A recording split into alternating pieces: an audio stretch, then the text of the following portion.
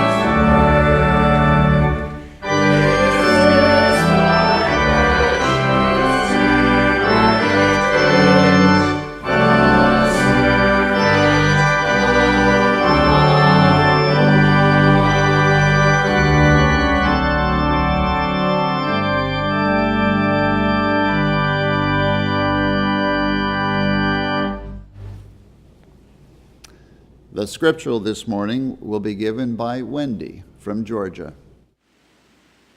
Good morning. I will read from Isaiah. Look unto me, and be ye saved, all the ends of the earth. For I am God, and there is none else. For as the heavens are higher than the earth, so are my ways higher than your ways, and my thoughts than your thoughts. For as the rain cometh down, and the snow from heaven, and returneth not thither, but watereth the earth, and make it bring forth and bud, that it may give seed to the sower, and bread to the eater. So shall my word be that goeth forth out of my mouth. It shall not return unto me void, but it shall accomplish that which I please, and it shall prosper in the thing whereto I sent it. For ye shall go out with joy, and be led forth with peace. I will go before thee, and make the crooked places straight. I will break in pieces the gates of brass, and cut in sunder the bars of iron. I am the Lord, and there is none else. There is no God beside me. I have not spoken in secret in a dark place of the earth. I said not unto the seed of Jacob, Seek ye me in vain. I, the Lord, speak righteousness. I declare things that are right.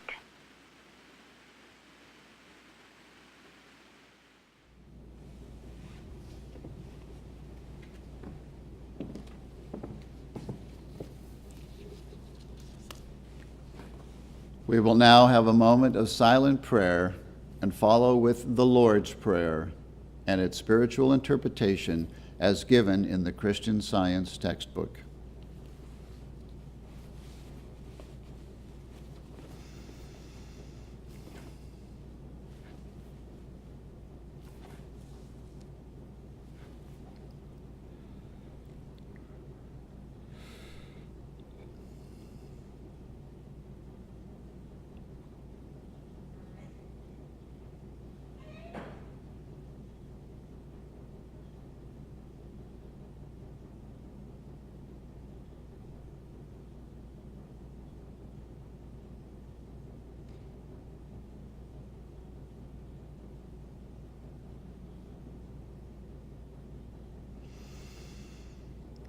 Our Father, which art in heaven.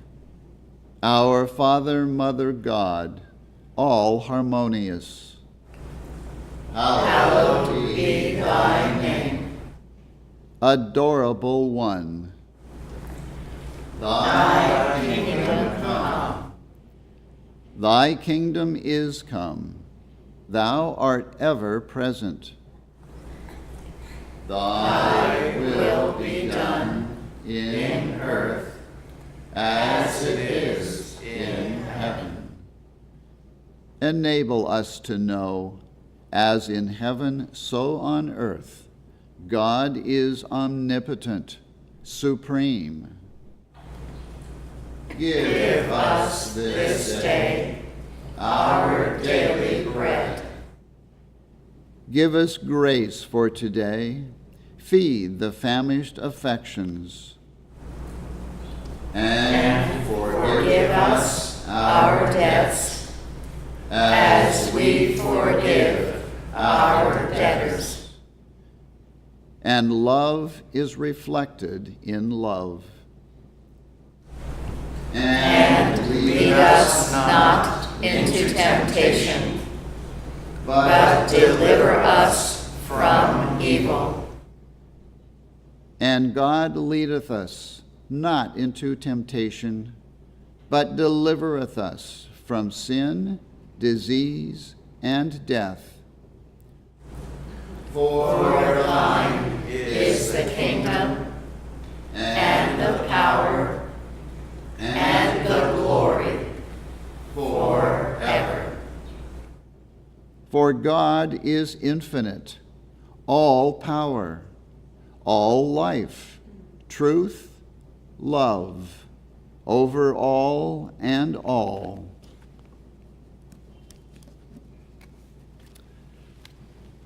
Let's now sing hymn number 206. O God, our Father, Mother, love, purge thou our hearts from sin, that in thy radiancy divine we may with eyes undimmed define thy will, reality. Hymn number 206.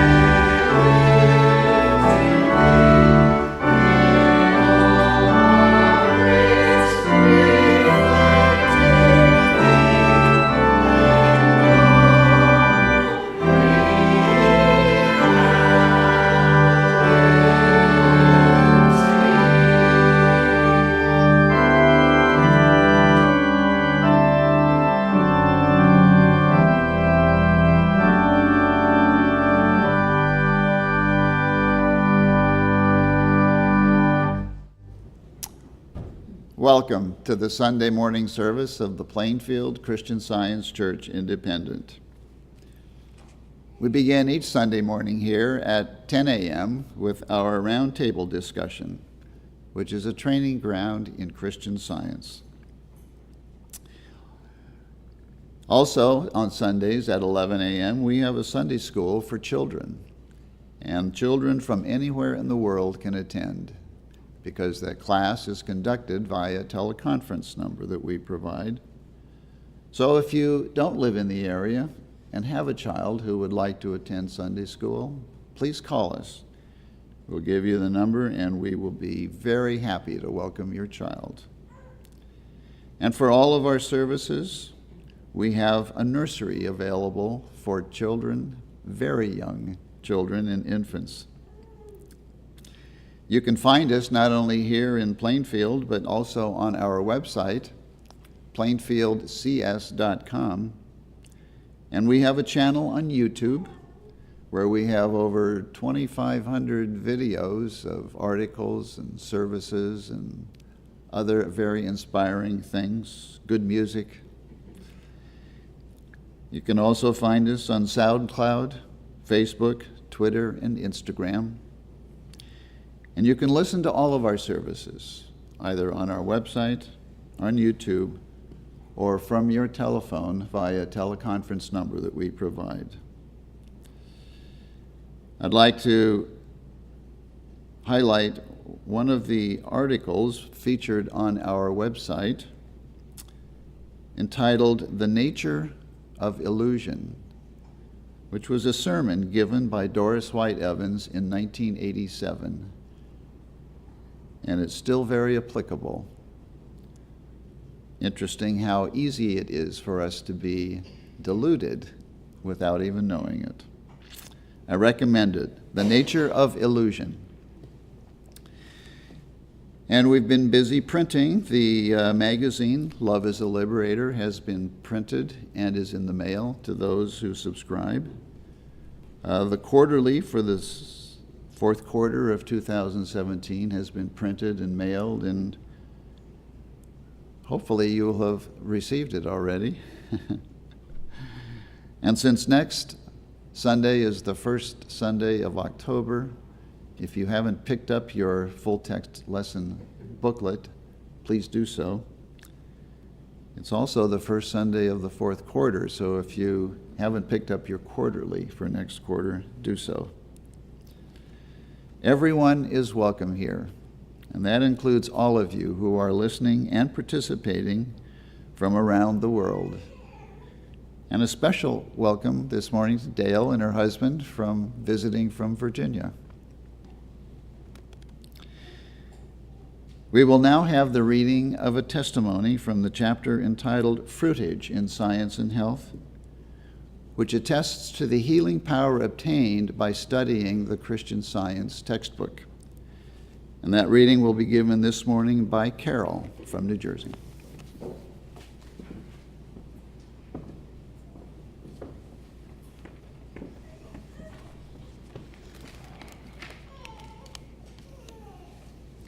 Page 650, A Convincing Investigation.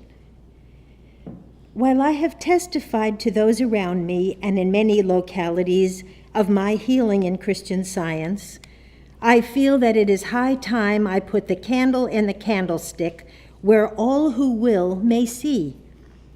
My earliest recollection was a day of suffering, a physical inheritance from my mother, which gave simple inheritance for a time until years advanced and compound interest was added.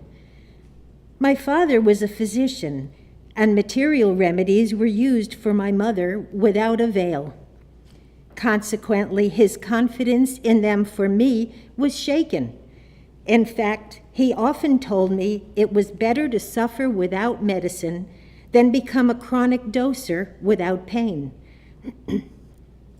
I began teaching in early life and continued for more than 20 years. And during that time, not a day passed without pain or fear of pain. And only for my innate love of life, it would have become an intolerable burden. For 5 years, oatmeal was my chief food, and I became almost as attached to it as Caspar Hauser to his crust. I was early taught to have faith in God, and many times was relieved of pain, only to have it appear again in an aggravated form. At last my heart cried out for the living God, and the answer came by one of his messengers, who told me of Christian Science. I replied that I believed God could heal, but that I had no faith in the healing of Christian Science, but would like to investigate its theology, as it might aid in giving me some clue to the meaning of life. For 3 years I had searched the works of the most scientific writers to find the origin of life. Many times I would think I had traced it to the beginning, but it would elude my grasp every time. One day, in talking with my friend, she said she would like to loan me the textbook, Science and Health, which I very willingly accepted. Not long afterward, I felt a severe attack of suffering. I opened the book for the first time and found a paragraph near the middle which attracted my attention. I read the same paragraph over and over for nearly 2 hours. When the tea bell rang, I closed the book, and I shall never forget my perception of the new heaven and the new earth. Everything in nature that I could see seemed to have been washed and made clean. The flowers that I have always loved so much, and that from childhood had told me such sweet stories, now spoke to me of the all in all. The hearts of my friends seemed kinder. I had touched the hem of the garment of healing. I ate my supper that evening, forgetful of the preparations I had made for suffering. And when the next day began, I was more zealous of good works than ever before. Since closing Science and Health at my first reading, I have never been able to find that paragraph which I had read so many times over. The words seemed to have slipped away from me, but my joy knew no bounds at having found the pearl of great price. By the continued reading of the book, I was entirely healed, and for 14 years I have not seen a day of physical suffering. Miss L.M., Rome, New York.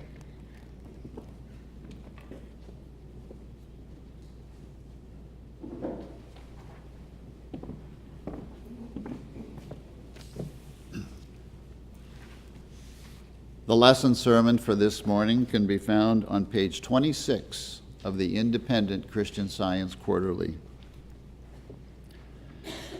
Subject, reality. The golden text is from Psalms. Open thou mine eyes, that I may behold wondrous things out of thy law. The responsive reading is from Luke. Then said he unto them, Nation shall rise against nation, and kingdom against kingdom.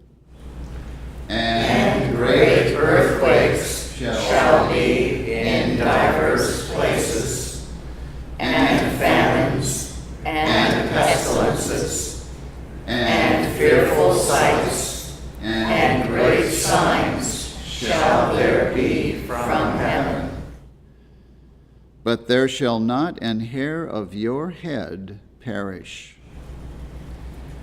In your patience possess ye your souls. And there shall be signs in the sun, and in the moon, and in the stars, and upon the earth distress of nations with perplexity, the sea and the waves roaring. Men's hearts failing them for fear, and for looking after those things which are coming on the earth. For the powers of heaven shall be shaken. And then shall they see the Son of Man coming in a cloud with power and great glory. And when these things begin to come to pass, then look up and lift up your heads, for your redemption draweth nigh. Heaven and earth shall pass away, but my words shall not pass away. Lil from New Jersey will read from the Bible.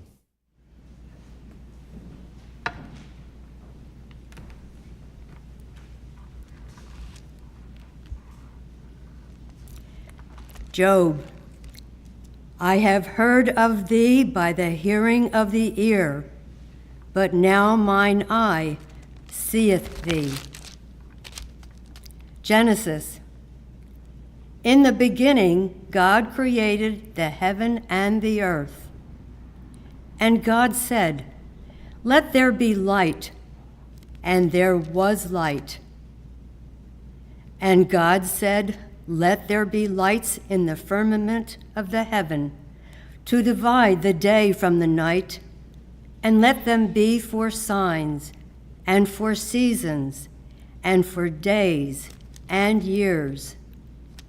And let them be for lights in the firmament of the heaven, to give light upon the earth."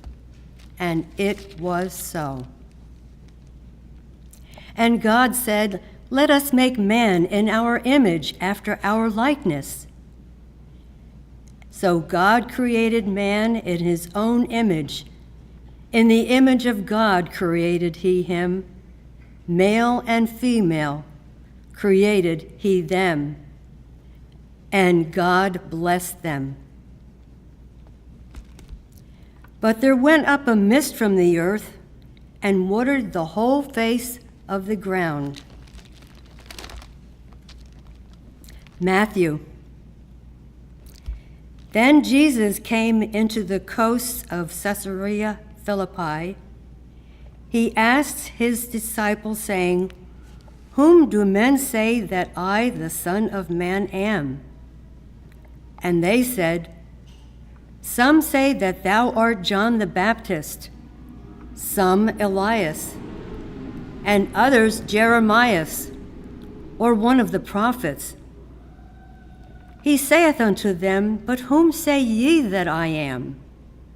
And Simon Peter answered and said, "Thou art the Christ, the Son of the living God." And Jesus answered and said unto him, "Blessed art thou, Simon Bar-Jonah, for flesh and blood hath not revealed it unto thee, but my Father which is in heaven. He spake many things unto them in parables. Luke. And he said, "A certain man had 2 sons. The younger of them said to his father, Father, give me the portion of goods that falleth to me. And he divided unto them his living. And not many days after, the younger son gathered all together and took his journey into a far country, and there wasted his substance with riotous living. And when he had spent all, there arose a mighty famine in that land, and he began to be in want. And he went and joined himself to a citizen of that country. And he sent him into his fields to feed swine. And he would fain had filled his belly with the husks that the swine did eat, and no man gave unto him. And when he came to himself, he said, How many hired servants of my father's have bread enough and to spare, and I perish with hunger? I will arise and go to my father, and will say unto him, Father, I have sinned against heaven and before thee, and am no more worthy to be called thy son. Make me as one of thy hired servants. And he arose and came to his father. But when he was yet a great way off, his father saw him and had compassion, and ran and fell on his neck and kissed him. And the son said unto him, Father, I have sinned against heaven and in thy sight, and am no more worthy to be called thy son. But the father said to his servants, Bring forth the best robe and put it on him, and put a ring on his hand and shoes on his feet. And bring hither the fatted calf and kill it, and let us eat and be merry. For this my son was dead and is alive again. He was lost and is found. And they began to be merry. Matthew. And the disciples came and said unto him, Why speakest thou unto them in parables? He answered and said unto them, For whosoever hath, to him shall be given, and he shall have more abundance. But whosoever hath not, from him be taken away even that he hath. Therefore speak I to them in parables, because they seeing see not, and hearing they hear not, neither do they understand. For this people's heart is waxed gross, and their ears are dull of hearing, and their eyes they have closed, lest at any time they should see with their eyes, and hear with their ears, and should understand with their heart, and should be converted, and I should heal them. John. Jesus cried and said, He that believeth on me believeth not on me, but on him that sent me. And he that seeth me seeth him that sent me. I am come a light into the world, that whosoever believeth on me should not abide in darkness. 1 Thessalonians. Ye are all the children of light, and the children of the day. We are not of the night, nor of darkness. Therefore let us not sleep, as do others, but let us watch and be sober. For they that sleep, sleep in the night, and they that be drunken are drunken in the night. But let us, who are of the day, be sober, putting on the breastplate of faith and love, for an helmet, the hope of salvation. For God hath not appointed us to wrath, but to obtain salvation by our Lord Jesus Christ. 1 Corinthians. For now we see through a glass darkly, but then face to face. Now I know in part, but then shall I know even as also I am known. Romans. And be not conformed to this world, but be ye transformed by the renewing of your mind, that ye may prove what is that good and acceptable and perfect will of God.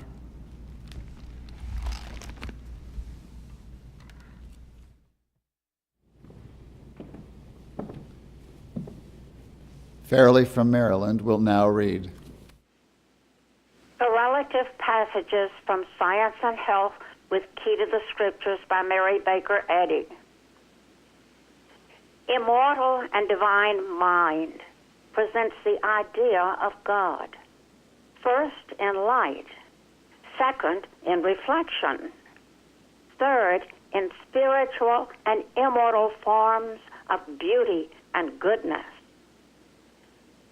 But this mind creates no element nor symbol of discord and decay. God creates neither erring thought, mortal life, mutable truth, nor variable love. All reality is in God and His creation, harmonious and eternal. That which He creates is good, and He makes all that is made.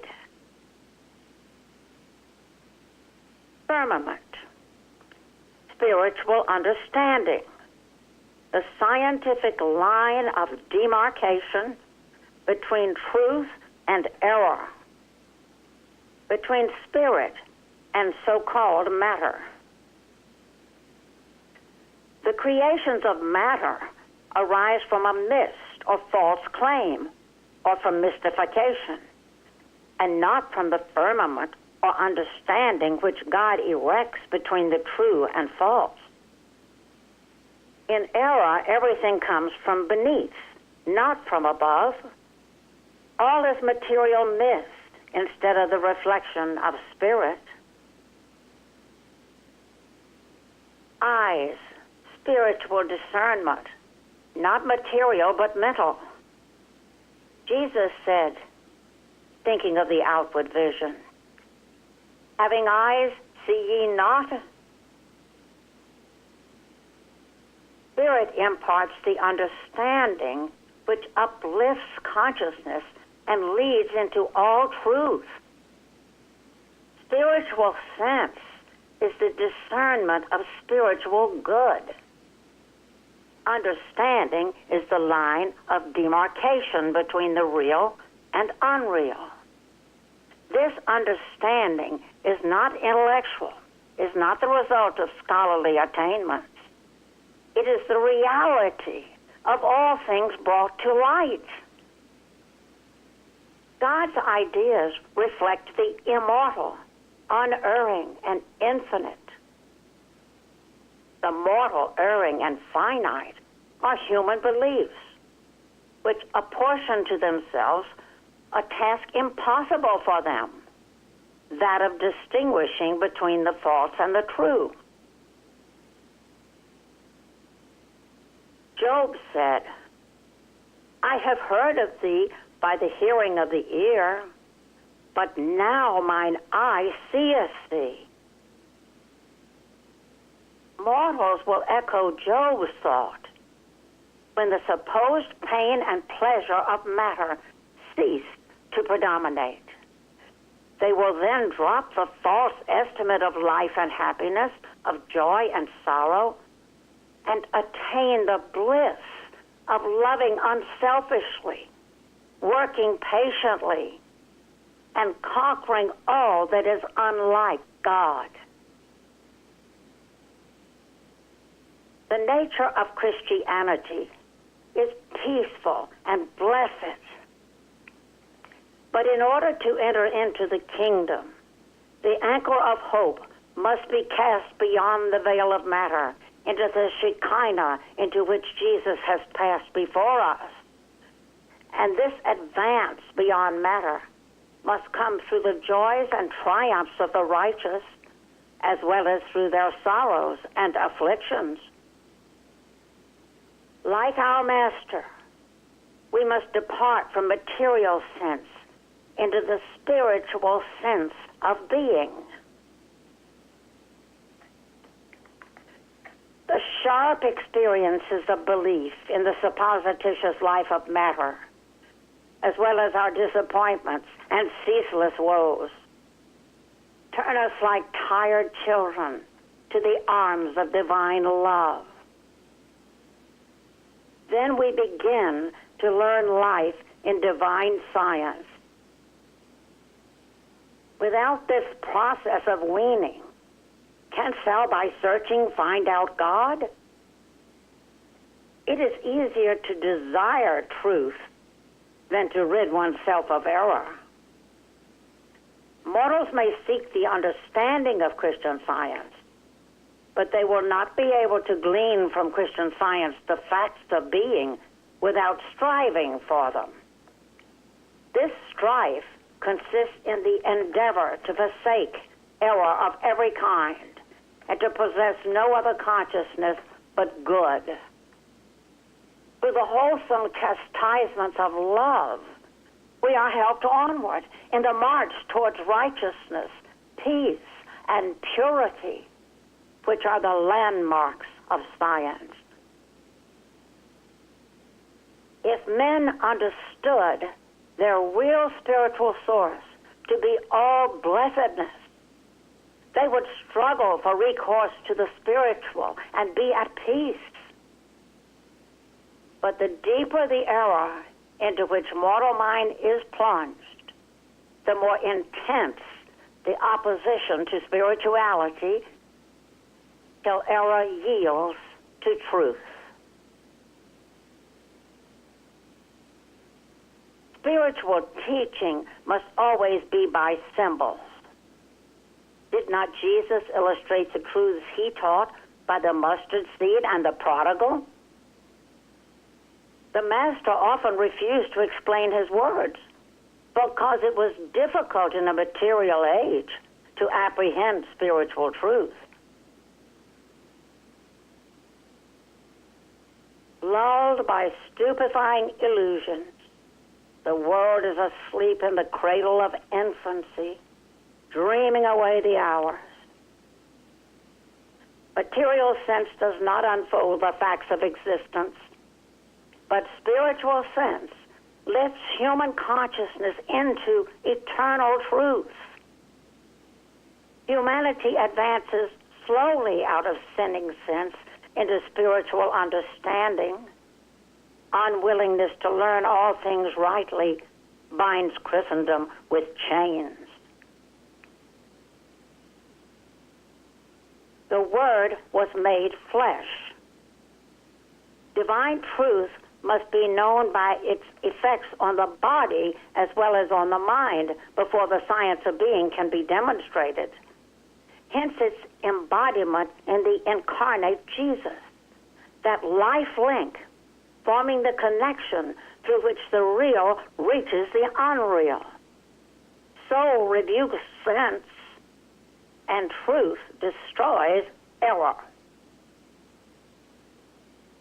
When understanding changes the standpoints of life and intelligence from a material to a spiritual basis, we shall gain the reality of life, the control of soul over sense, and we shall perceive Christianity, or truth, in its divine principle. Only by the illumination of the spiritual sense can the light of understanding be thrown upon this science, because science reverses the evidence before the material senses and furnishes the eternal interpretation of God and man. As mortals gain more correct views of God and man, multitudinous objects of creation, which before were invisible, will become visible. When we realize that life is spirit, never in nor of matter, this understanding will expand into self-completeness, finding all in God good and needing no other consciousness. Spirit and its formations are the only realities of being. Matter disappears under the microscope of spirit. Sin is unsustained by truth, and sickness and death were overcome by Jesus, who proved them to be forms of error. When we learn the way in Christian Science and recognize man's spiritual being, we shall behold and understand God's creation, all the glories of earth and heaven and man.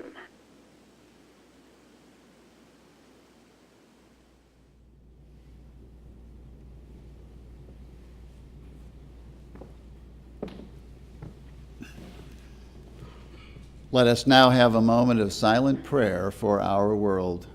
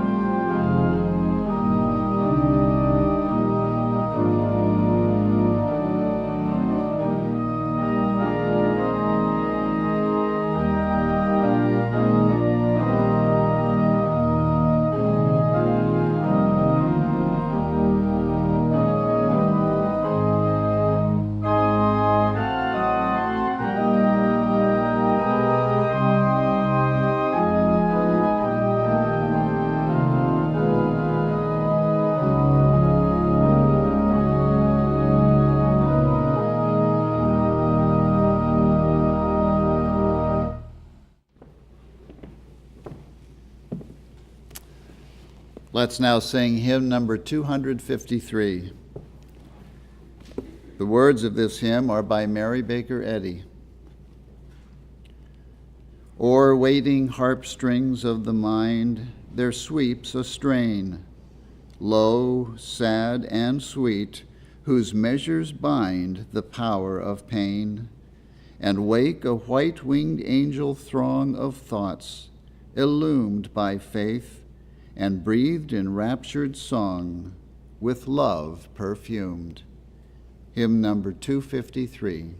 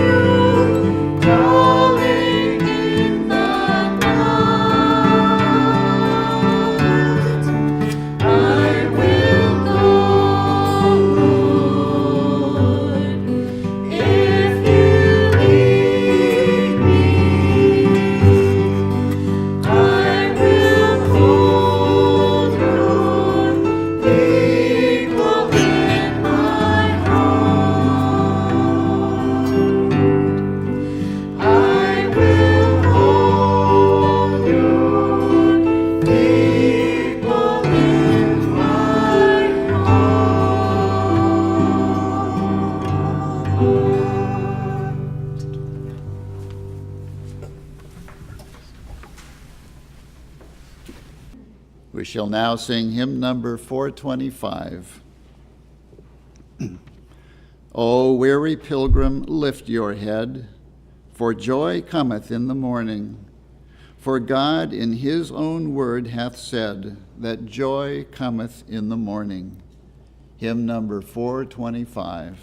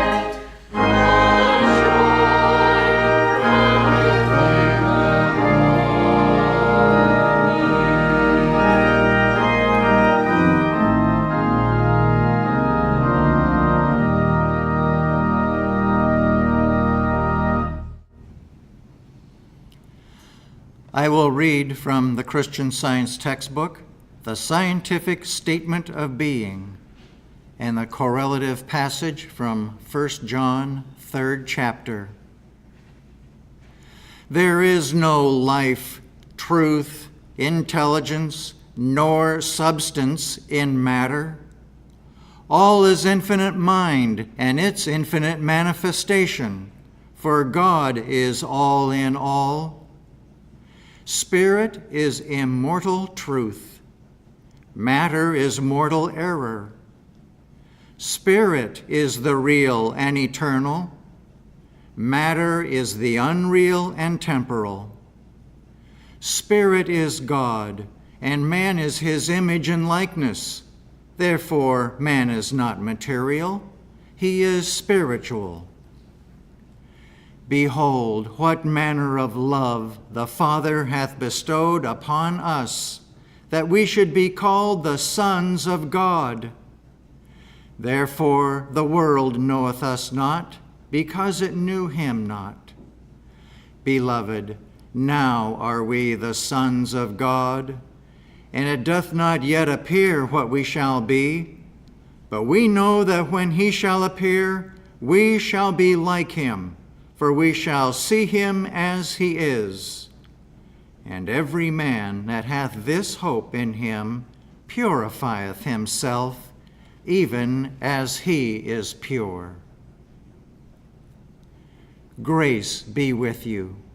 Mercy and peace from God the Father and from the Lord Jesus Christ, the Son of the Father, in truth and in love. Amen.